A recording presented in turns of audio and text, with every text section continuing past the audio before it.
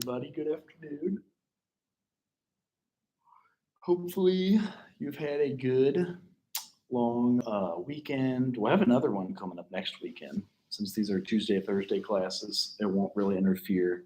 But we are still on the psychological strengths and hazards of early childhood. And I have that there is a few disorders they list in the book chapters. Um, so developmental delays, that shows a rate of skill acquisition, like if they have a delayed speech or delayed toilet training. That's one of the things that comes up. See if I can get this zoomed in properly. There we go. Also, developmental disorders, so disruption of performance skills like ADHD or autism. That's one of the things that comes up. And then also developmental psychology. So healthy adaptation is needed for like anxiety. So the parents would train some of these folks with that. So with ADHD, it's persistent inattention or hyperactivity. It also is the most common childhood behavioral disorder. 11% of children 4 to 17 have it. So it's more than 1 in 10, which is quite a bit. The most effective treatment is a combination of medication and behavioral management. And with autism, there is pervasive difficulties in social communication and interaction across multiple settings that impacts the functioning. Screening can be used as early as 18 months, and more than half of the children with autism do not speak. So that's one of the things, is figuring out how to communicate with them and to them, and how to do what we do with communication. So with the social dimension, the parents are the primary social context. There's different parenting styles, and also there is the 4 that we had mentioned: authoritarian, which is restrictive and punitive style, and a bit low in warmth. Consequences of that is like social and cognitive capabilities are average, vulnerable to stress. So this was the extra credit chat I had put up. So a discussion board you can do. Which parenting style you brought up with? The second one is authoritative. That is more where you see negotiations with the kids. It's higher in warmth. The consequences are that high social and cognitive capabilities, and they're self-reliant. So that's not a bad consequence. Permissive, however, there's more lax control, maybe very involved, indulgent or uninvolved, neglectful. So it could be either one of those. The consequence there is that there's poor social and cognitive capabilities. So low self-control. A big one is parenting in low socioeconomic status families. And this is a big one we see in social work. So these parents tend to be more authoritarian in their child raising practices. Does this make lower income parents less desirable or effective? And that's a question to us, because a lot of times, like, they may have worked all day, they come home and they're exhausted. So it's really hard to then give 100% on parenting. They may be facing more stress.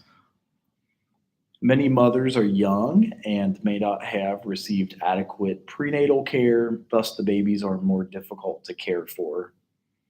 And then the parents may feel that authoritarian parenting is necessary to protect their children from the tough environment. Maybe it's the neighborhood that they're in, things of that nature. Then there's parenting in non-traditional families. There's some research here that says children raised by same-sex Parents show no psychological or adjustment differences from children raised in traditional families. Critical differences, there's less support from extended family members, and then experience greater stress. What impacts the child most is quality of the parent-child relationship, and then relationship between the two parents, if they're fighting all the time or if they're helpful. So here's some of the core parenting practices. Doing play, care, talk, and learn. So with play, you're playing with your children, encouraging your children to play. Care, being consistent with the approaches you use with your children. Using established routines for your children around meals, play, and sleep times. Also setting clear limits for your children and being physically active and eating healthily with your children. That's one of the things that show up in care with talk. As a parent, you want to make sure that you're being attentive to your children and responding to their needs, spending time talking and listening to your children, and then learn. So reading to your children and counting with your children. So learning how to do some of those with them is definitely important. So with the social dimension, it talks about unoccupied play with other children, no clear play behavior. Solitary is playing in the same room, but on their own task or toy that's different from others, typically 2 to 3 years old. Onlooker is interested in others' play but does not join. And then may have a conversation but does not join in. And parallel play, independently playing on a similar activity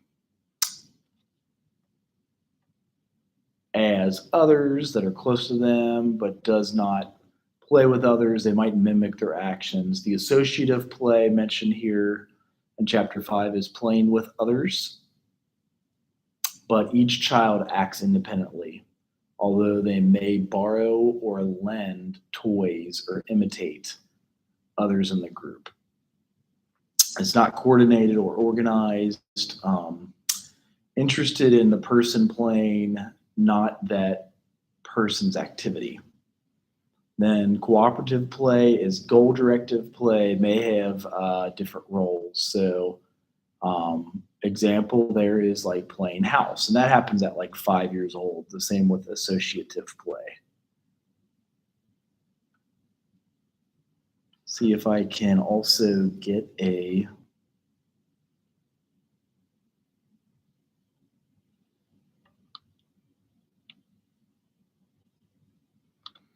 I know there was a couple good videos with that too. So cooperative play and parallel play. So let's go with that one.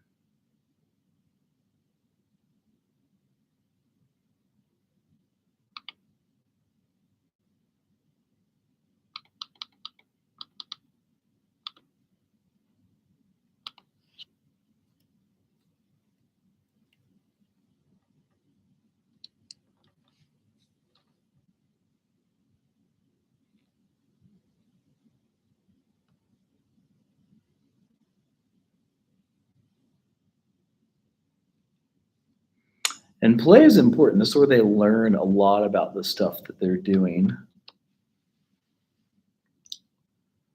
I know this will just show us like a quick preview, but they're often pretty good with what they show. Adults hear the word play and think of things like card games with the fellas, sporting events, and maybe even a fun time at the park or beach. In other words, play means freedom from responsibilities. But for young children, play is pretty much work. How did you spend your time when you were young? Does riding bikes, working on puzzles, playing Candyland, or having a kickball game sound familiar? That's actually by design. Young children learn about their world by playing. Figuring out appropriate and acceptable social interactions with others is a necessary life skill. So when did our journey of being members of society begin? Let's look at Tommy, a newborn who's just stepping into the world of social interactions. Children progress through several stages of play when they're very young. Think of how happy babies are when they're around people they love, such as their parents and siblings. When Tommy smiles, coos, and shows other forms of serve and return actions, or those mimicked from or by others, he's laying the groundwork for solid relationships later in life.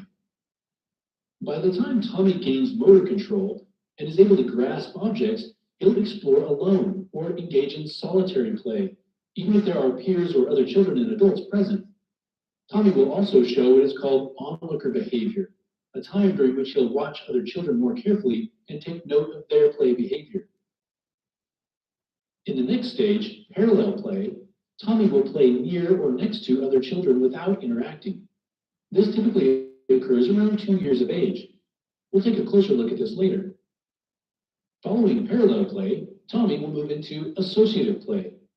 Although he isn't quite interacting in a way we typically refer to as playing yet, he is getting better at taking turns, sharing toys, and showing a deeper awareness. So there's a few of the parallel play along with this one on pathways.org. If I can get it to work for you.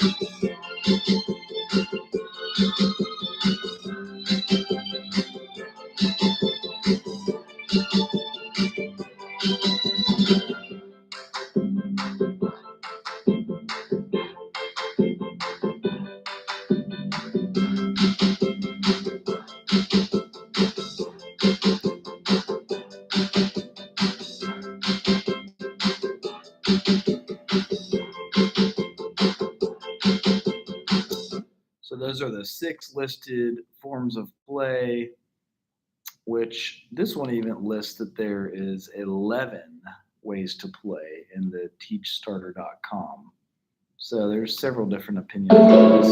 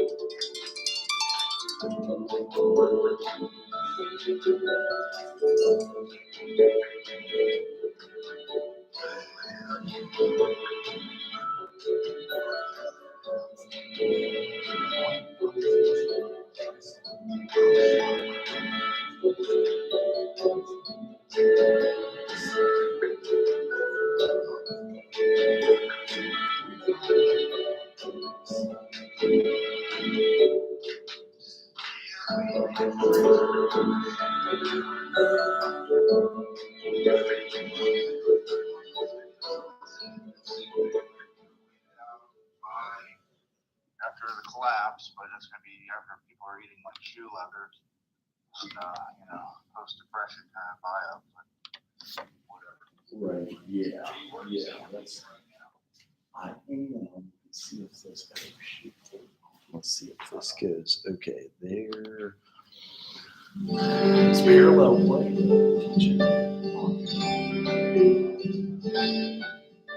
Welcome back to Autism at Home, brought to you by us here at Early Autism Project Malaysia through our nonprofit initiative, the Hope Project. My name is Joshebet Isaacs, and it's so nice to see you again. Now, you may be joining us for the first time, or you may already be familiar with our content. Either way, thank you for joining us today. Now, this is the first lesson in our newest series, and it's going to be all about play, as you can see. Now, I can imagine some of you thinking, why an entire lesson series on play? Why not jump straight to the important stuff, like reading, writing, toilet training? Well, play is actually an incredibly important part of a child's cognitive, physical, social, and emotional development. Play helps children develop skills that will help them face the bigger challenges of life as they get older. In other words, play is learning. For example, playing with Legos helps children develop their fine motor skills, or what we call the little muscles in their fingers. This in turn is one step towards helping them be able to one day hold a pencil and write confidently. Play also builds the big muscles too, usually, through games and sports, making us faster, stronger, and better coordinated. All important for healthy physical development. Children also learn social skills through play. When playing with other children, they learn how to share, negotiate, resolve conflicts, and cope when things don't go their way. Skills that are still going to be important as adults, be it in adult relationships or that big work meeting. Play is also a wonderful way to build relationships with others, particularly parents and caregivers, and if done right, can have enduring relationships that last a lifetime.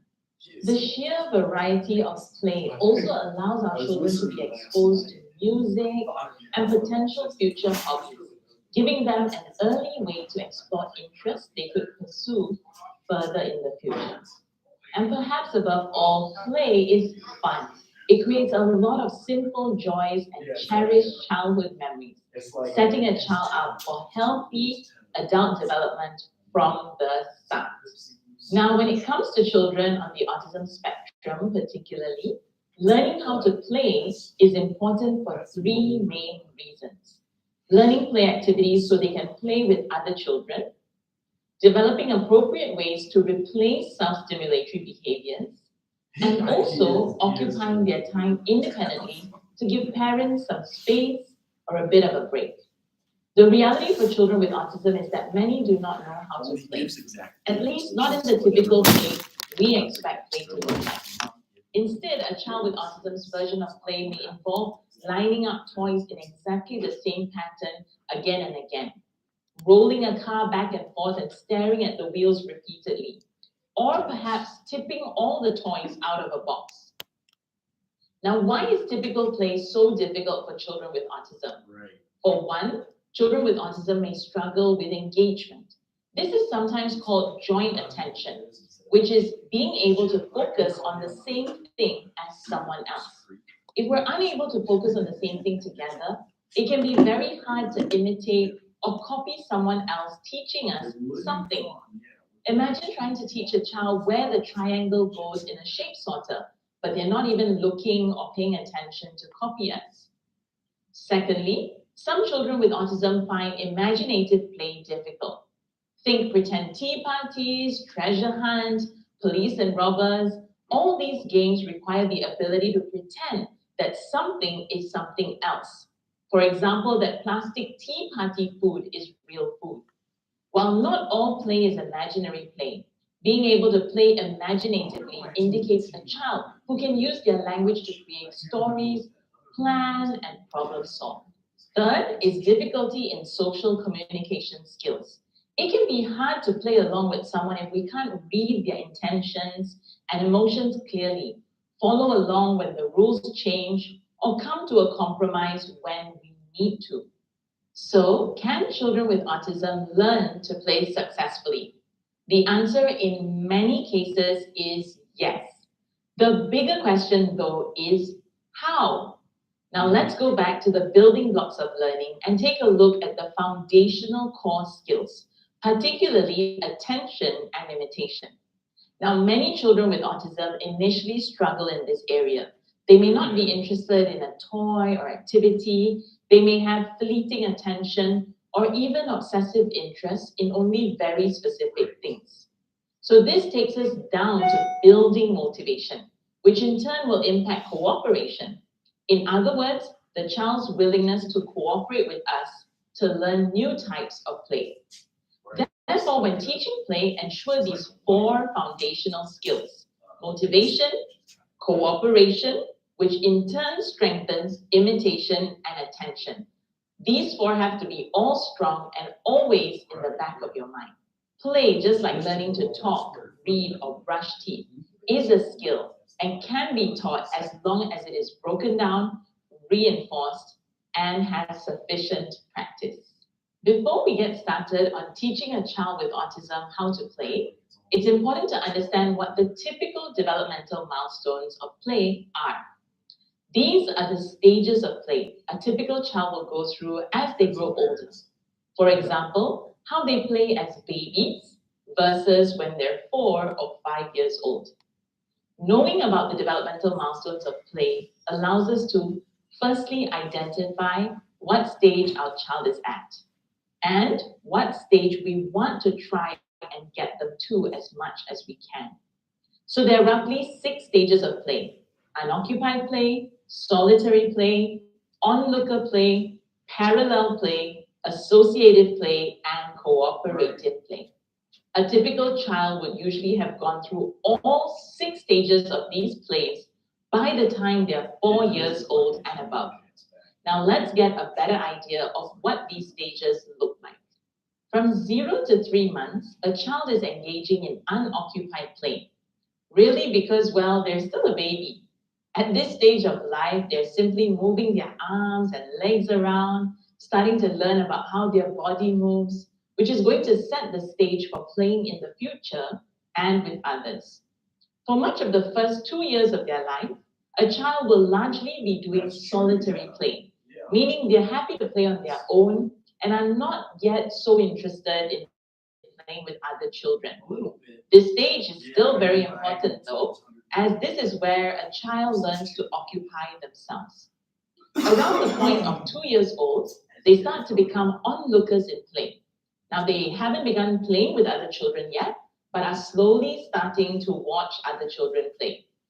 It is past the point of 2 years where a child might start to play alongside or near others, known as parallel play. While there may not be a lot of social contact at this point, children in parallel play start to learn some simple social skills, like taking turns or copying each other. It's once a child reaches 3 years old when we start to see associative play. This is when we might see them doing similar activities together, like using different equipment on the playground or building a city of blocks together. You might start to see them talk more to each other, like asking, what should we build now? Or working together to make the city even bigger. This is when they learn how to use the language they've been working on the past 3 years to really get messages across to each other. Finally, around the age of 4 is when children truly start to play together. At this point, games and activities become more complex and rule-based. Children aren't just building blocks. They might be creating entire puzzles together, playing a board game, or playing outdoor sports like football. This is known as cooperative play. Now let's see if we can identify the stages of play through some case studies. Pop quiz. Alice enjoys playing with her doll and pretending to feed and take care